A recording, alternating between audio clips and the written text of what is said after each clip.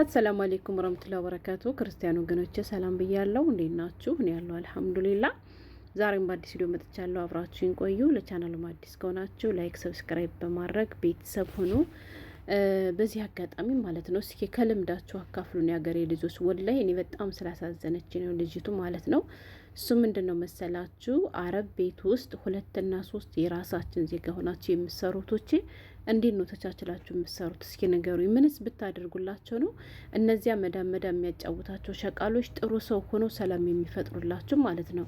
ምክንያቱም በጣም ብዙቶቻችን እያማረሩ ነው። ቀደም ሲል ፎቶዋን ያያችሁ እህታችን ላይ ምን እንደተፈጠረባት ልንገራችሁ። የሌላ ሀገር ዜጋ ወይም አሰሪዋ ብታደርጉ እኮ አይገርምም። የሀገር ልጆች ግን በራሳችሁ ዜጋ እንደዚህ ስትበደሉ ወላሂ በጣም ነው የሚያመው ማለት ነው። ገብቷችኋላ? ካለባት ችግር ከሰዎቹ ግልምጫ፣ ከቤተሰብ ከሀገር ናፍቆት በላይ ደግሞ ሰው በገዛ ዜጋው እንዴት ይሄን ያክል ግፍ ይሰራበታል? ቆይ ምንድን ነው ጥቅማችሁ? ምንድን ነው የምታገኙት? አሁን የዚች ልጅ ስራ ተበላሽቶ ይች ልጅ ወይ ወደ ሀገሯ ብትሳፈር ወይ ደግሞ ወደ ቢሮ ብትመልሳት እዛ ቤት እየሰራች ያላችሁ ምንድን ነው የምታገኙት ጥቅም? እናታችሁን አምጥታችሁ ታስገቡበታላችሁ ወይም የእናታችሁ ላይ አምጥታችሁ ታስገቡበታላችሁ። የእናታችሁ ልጅ ታምጡ ትችላላችሁ፣ ግን እኮ የእሷን ርዝቅ ከምትቆርጡት እናንተም ሌላ ቤት እኮ የእናታችሁ ልጅ አምጥታችሁ ማስገባት ትችላላችሁ። እንደውም በዚህ አጋጣሚ ልንገራችሁ፣ አብራችሁ የሚሰሩትን ሰራተኞች የምታሰቃዩ እናንተ ጓደኞቻችሁ እውነቶቻችሁን ለማምጣት ፈልጋችሁ ከሆነ ወላሂ አይነፋም ማለት ነው። ከአንድ ቤት ቤተሰብ ናችሁ ስትሰሩ ጥሩ አይደለም ማለት ነው። እኔ ለራሳችሁ ቢሆን በተደጋጋሚ ጥሩ እንዳልሆነ ስላየሁት ነው። ገባችሁ? አይበለውና የአንዳችሁ ስራ ቢበላሽ የሁላችሁም ስራ እንደሚበላሽ ማወቅ አለባችሁ። ስለዚህ በሩቅ ቢሆን ነው የሚሻለው ማለት ነው። እሺ። እና የሰው ርዚቅ አትቁረጡ። እና ምንድነው መሰላችሁ የሀገሬ ልጆች፣ ልጅቱ እንግዲህ ከሷ በኋላ የመጣች ናት። ከሷ በፊት 2 ሰራተኞች አሉ።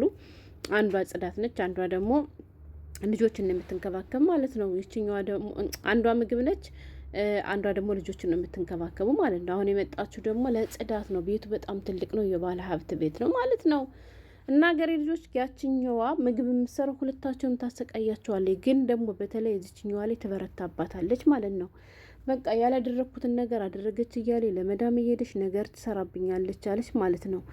እሷ የሰራችበትን እቃ የማጠብ እኔ አይመለከተኝም፣ ግን ኩርፊዋ ይቀንስልኝ እንደው ብዬ እሷ እንዲትም እቃ ሳታጥብ የእሷን እቃ ፈቀፍቅላታለሁ አለች ማለት ነው።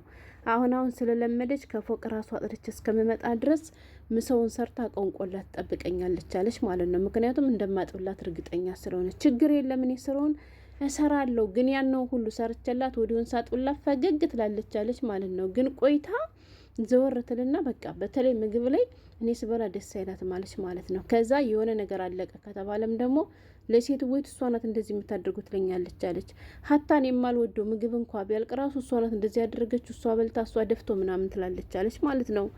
እና የሆነው ሆነና ይጣልባችሁና እንግዲህ አረብ ሀገር ላይ ስትኖሩ ዛፈረን የሚባለው ቅመም ምን አይነት ውድ እንደሆነ እንግዲህ ሁላችንም እናውቃለን። እና ከዚህ ደረጃ ያደረሳት ማለት ነው። ችላ እየኖረች ነበር እንደዚያ ሆኖ ስታኮርፋትም ሙኬፍ እሷ በፈለገችው ነው የሚከፈተው፣ እሷ ስትፈልግ ነው የሚዘጋ እንጂ ሁለታቸውን ጉዳይ አትላቸውም ማለት ነው። እና ዛሬ ምን ሆነላችሁ መሰላችሁ? አጽዱ ተብለው ማጥባህ ሊያጠዱ ማለት ነው እቃ እያወጡ ነበረና ከበት ውስጥ ከዛ ከበት ውስጥ ያለውን እቃ ሲያወጡ ዛፈረን አለ ማለት ነው። እና እነ ዛፈረን ለካ በደንብ አልተከደነም ነበርና ዛፈረኑ እንግዲህ ተከፈተና ተደፋ ማለት ነው። ሀገሬ ልጆች ብዙም አልተደፋም ብላለች፣ ግን በቃ ተደፋ። ያ ታውቃላችሁ ዛፈረን ውድ እንደሆነ አረቦችም ልክ እንደ መድኃኒት ነው እየቆነጠሩ የሚጠቀሟትና በዚያ ምክንያት ደግሞ ዛሬ የበለጠ ጦስ ውስጥ ገቡ ማለት ነው። በእርግጥ እሷ ብቻዋ እንዳልደፋቸው ነው እየተናገረች ያለችው።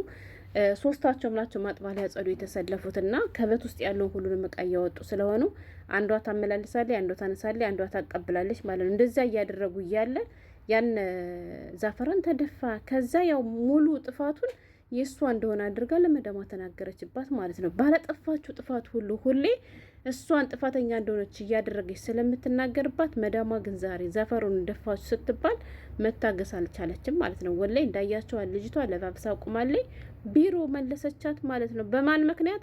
በራሷ ዜጋ ምክንያት። እና ችግራችሁ ምንድን ነው? ቆይ እስኪ አሁን የዚችን ልጅ ርዚቅ ቆርጣችሁ ምንድን ነው የምታገኙት? እሷ ኢንሻአላ የተሻለ ነገር ይገጥማታል፣ ግን አይደረግም። ወላይ ነውር ነው እንዴ!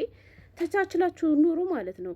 ዛፈረንም ቢሆን በቃ እሷ ሆን ብላ አልደፋችሁ ማውቃ ስደፈው ቢያንስ አዎ አሰሪዎቻችን ባዩና አላህ ያይናል፣ ኃላፊነት ተሰጥቶናል፣ እንጠየቅበታለን ለምን እንላለን። ገባችሁ? ግን ይች ልጅ ሆን ብላ አልደፋችሁም እና ምን ችግር አለውን ብሸፍኑላት በቃ ማለት እየተጠቀማችሁበት ነው መታፈስ የሚችለው ነፋሱ። ከዚያ በኋላ ግን የተደፋው ተደፋ ኸላስ በቃ ቆይታችሁ ሌላ ጊዜ አለቀ ማለት ትችላላችሁ። እንዴ ብዙ እቃ ይሰበርብን አይደለ? ብዙ እቃ እየተሰበረብን እነሱ ሳዩነ እንጥል አይደለ? ብዙ ነገር እየባከነብን እነሱ ሳዩነ እንዳተኝ እንዳጮህብኝ እያልሽ እያንዳንድሽ ብዙ ነገር ትሸጉጅ አይደለ? ለራሳችሁ ሲሆን ማለት ነው። ግን ለእነዚህ ምስኪነቶቻችሁ ሲሆን ባልዋሉበት እየዋላችሁ እነሱን ማሸማቀቅ ካለባቸው ችግር በላይ ሌላ ችግር የምትፈጥሩ ሰዎች ግን ጤነኞች ናችሁ? አረ ወላሂ እኔ ምን ማለት እንዳለብኝ አላውቅም። በዚህ አጋጣሚ ሁለቱ ናችሁ እየሰራችሁ ያላችሁቶች ማለት ነው። እነሱ እየበደሏችሁ እያያችሁ ዝም አትበሉሽ። ጎበዝ ከሆናችሁ ማስረጃ የሚሆን ነገር ያዙሽ። ለምሳሌ እናንተ ያላጠፋችሁትን ጥፋት አጠፋችሁ፣ እናንተ ያልሰበራችሁትን ሰበራችሁ፣ ስራ እናንተ እንደሚያሰሯችሁ ምናምን ነገር መናገር አለባችሁ። ሲቀጥል ደግሞ ማለት ነው አኮረፈችሽ አላኮረፈችሽ፣ ሳቀችልሽ አልሳቀችልሽ፣ ከእሷ ምን ሊጨመርልሽ ነው? ምን ሊቀነስልሽ ነው? የእሷን ስራ ሁሉ አንቺ የምትፈይ። እንዲሁም እንደዚህ ስትሏቸው እንደፈራችኋቸው ካወቁ ጥንባ ጥንቤ ነው የሚጫወቱባችሁ ማለት ነው። ጀግና ሁኑ። አንቺም ገረር ነሽ፣ እሷም ገረር ነሽ። መዳም ቤት ውስጥ እስካላችሁ ድረስ እኩል መብት አላችሁ ማለት ነው። ስለዚህ አትፍሯቸው። እሷ ከፊት ስለመጣኝ ማለት ነው መዳም መሆን ከአማራ ከመዳም ቤት ውጣና በራሷ ቤት ትኖር። ከሰው ቤት ተቀምጦ መዳም መጫወት ይሄ የብደት ነው ማለት ነው።